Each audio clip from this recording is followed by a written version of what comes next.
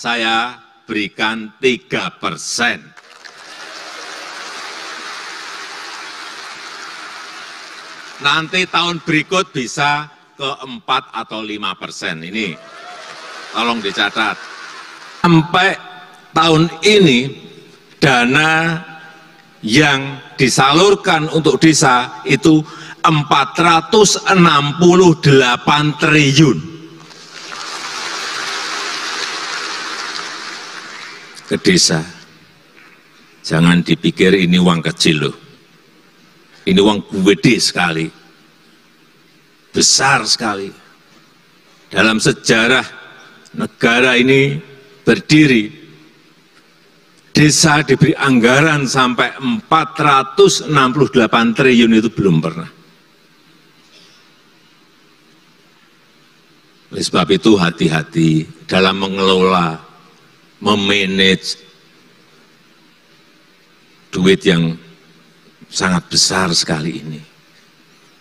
Sebetulnya kemarin, kalau tidak ada COVID di 2020, saya sudah berpikir akan melompatkan anggaran desa itu lebih gede lagi, tapi Tuhan belum mengizinkan. Karena uang yang dipakai COVID di 2020 itu sudah 690 triliun. Gede sekali, gede sekali. 2021 740 triliun, gede sekali. Sehingga dana seluruh kementerian juga kita potong, kemudian dana untuk desa juga sedikit kita potong. Sedikit loh ya, sedikit kita potong.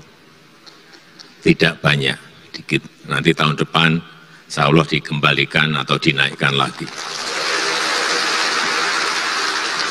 Dari 468 triliun tadi, saya tadi bisik-bisik ke Pak Surta, Pak Presiden, oh ya, di pemerintahan desa ini diberi dana operasional desa.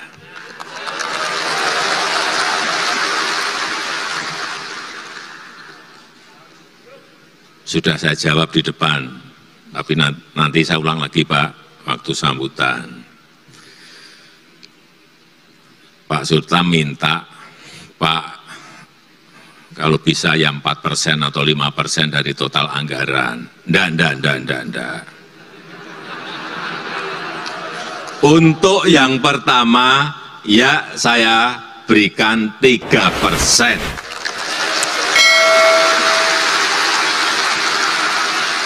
Nanti tahun berikut bisa ke 4 atau 5%. Ini tolong dicatat. Bapak Ibu semuanya kan juga sudah dapat dari pemerintah kabupaten. Ya kan? Ini ada khusus untuk dana operasional untuk dana desanya.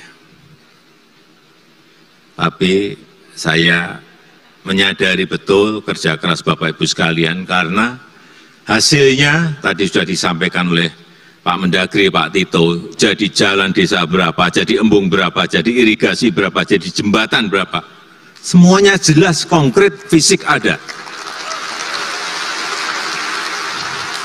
Ini akan menjadi penopang pertumbuhan ekonomi di desa maupun nanti diagregatkan menjadi pertumbuhan ekonomi nasional. Jalan desa, coba lihat jalan desa, 227.000 kilometer jalan desa. Ada yang tidak percaya, Pak, 227.000 kilometer itu panjang sekali loh. Ya saya jawab, ya panjang, tetapi itu masih sedikit. Karena kalau dibagi dengan jumlah desa yang ada di negara kita 74.900, artinya itu baru 3 kilo per desa kira-kira. Ya enggak? Kan biasa dalam satu desa ada tambahan 3 kilo, tapi sebuah pekerjaan yang besar ini 3 kilo buat saya. Tapi itu pun masih ada yang sanksi.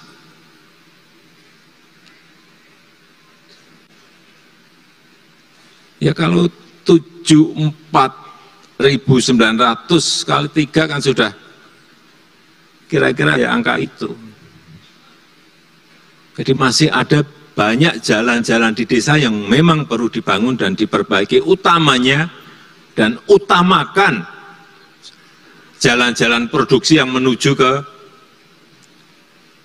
sawah, ke kebun itu yang didahulukan.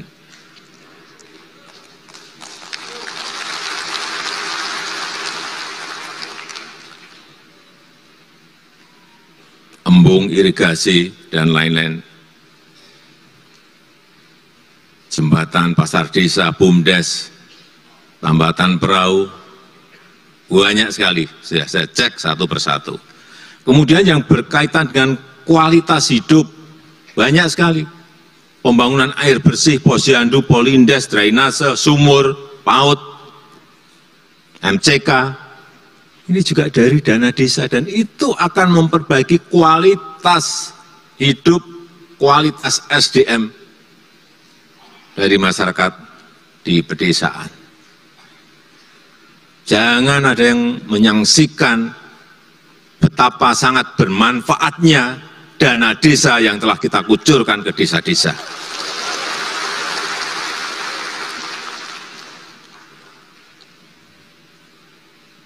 Dan itu sekali lagi mempengaruhi pertumbuhan ekonomi di desa, mempengaruhi pertumbuhan ekonomi nasional. Saya hanya titip, ini sudah bolak-balik saya sampaikan, kalau membangun fisik ataupun non-fisik, gunakan bahan-bahan material dari desa itu. Dari desa Bapak Ibu semuanya. Paling jauh itu dari kecamatan. Mau beli semen ada di desa, beli di desa. Mau beli batu bata ada di desa, itu beli di desa kita sendiri. Supaya apa? Uang itu berputar terus di desa kita. Paling jauh itu di kecamatan kita. Jangan sampai uang itu kembali ke kota, apalagi kembali ke Jakarta. Hati-hati. Kembali lagi ke sini, hati-hati. Berarti pertumbuhan ekonomi secara terus-menerus dan berkelanjutan itu akan juga kembalinya ke pusat lagi. Usahakan ini penting sekali. Beli apa-apa semuanya dari desa kita. Apapun. Mau beli telur untuk misalnya tambahan gizi untuk anak, nggak perlulah harus ke kota. Cari mungkin terpaut harganya, terpaut, tapi tetap beli di desa kita, karena nanti uangnya berputar di situ terus. Itulah yang akan menghidupi masyarakat kita, masyarakat desa.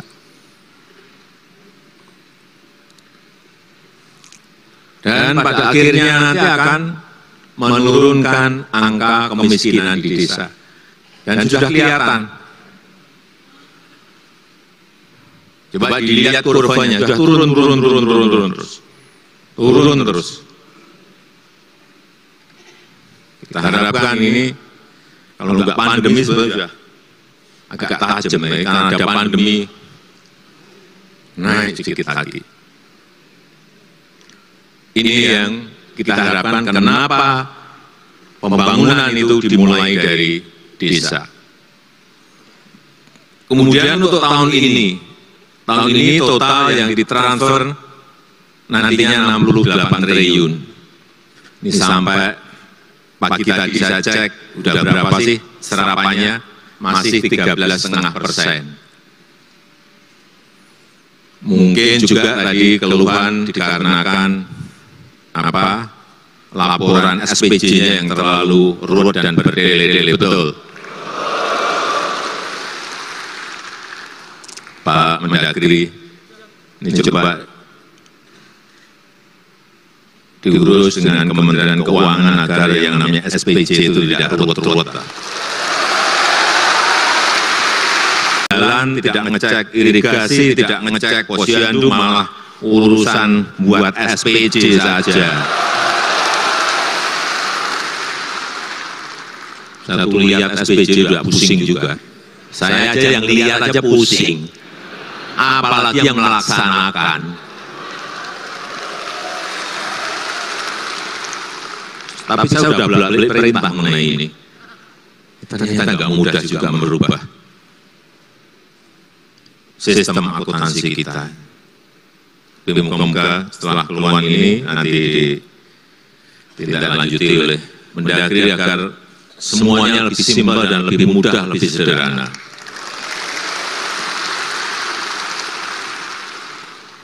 Kemudian yang berkaitan dengan BLT desa. Tadi Pak Ketua Abdesi menyampaikan jangan maksimal 40%, jangan minimal 40%, tapi maksimal 40%, ya saya setuju.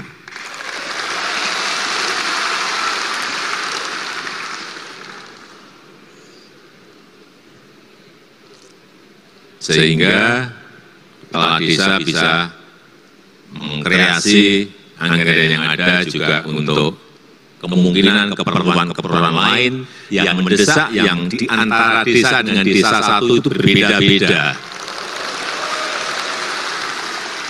Diskresi itu yang kita berikan kepada kepala desa.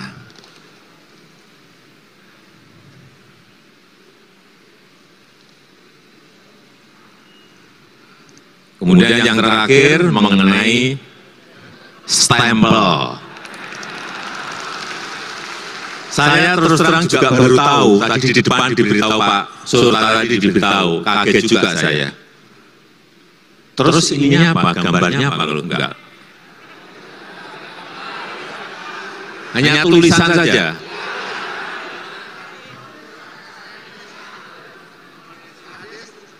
Pak Menteri Dalam Negeri, ini dibuatin aja instruksi Mendagri.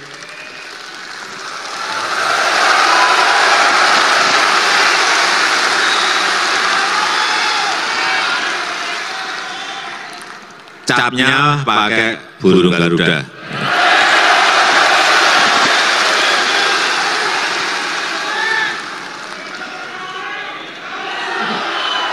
Loh, itu memang lambang negara kita kok. Kalau dipakai oleh kepala desa ya wajar dan wajib toh.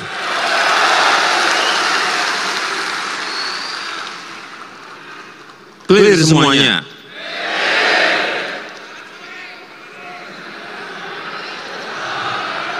Saya rasa itu yang bisa saya sampaikan pada kesempatan yang baik ini. Saya sangat menghargai sekali kerja keras Bapak Ibu semuanya dalam pembangunan di desa-desa yang kita miliki, dan kita harapkan kesejahteraan, kemakmuran di desa-desa kita segera bisa kita wujudkan.